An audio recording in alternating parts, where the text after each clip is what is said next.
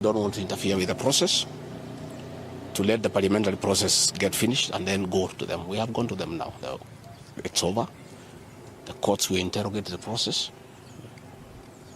and make a determination. But I ask that the president obey court orders. Through a court order, President Gachagua is deputy president. Why doesn't he have cars? Why doesn't he have security? Why has his office been made dysfunctional? I think it's very important. But finally, I want to tell the people of Kenya that I don't feel safe.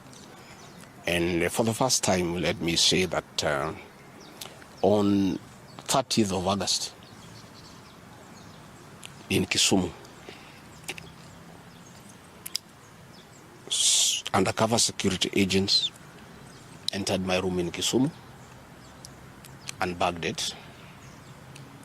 And one of them tried to poison my food.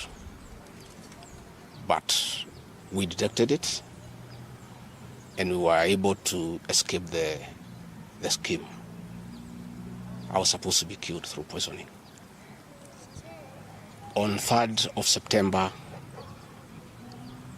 in Nyeri, another team from the National Intelligence Service came to Nyeri and tried to poison food that was meant for me and Kikuyu Council of Elders. I did report this matter to the National Intelligence Service, and the officers who were assigned to my office, I asked them to leave because I felt I was not safe. After the 2 attempts to assassinate me through food poisoning failed, it is when this impeachment motion was hatched. When my security was withdrawn here, officers from the National Intelligence Service have been hovering in every room, in every compound here, to an extent that I had to call my wife and my children to come and stay in my room, just in case they get entry to my room or compromise the people who are treating me. So, regarding Gachagua and his family, feel very exposed because these people have tried to kill us before.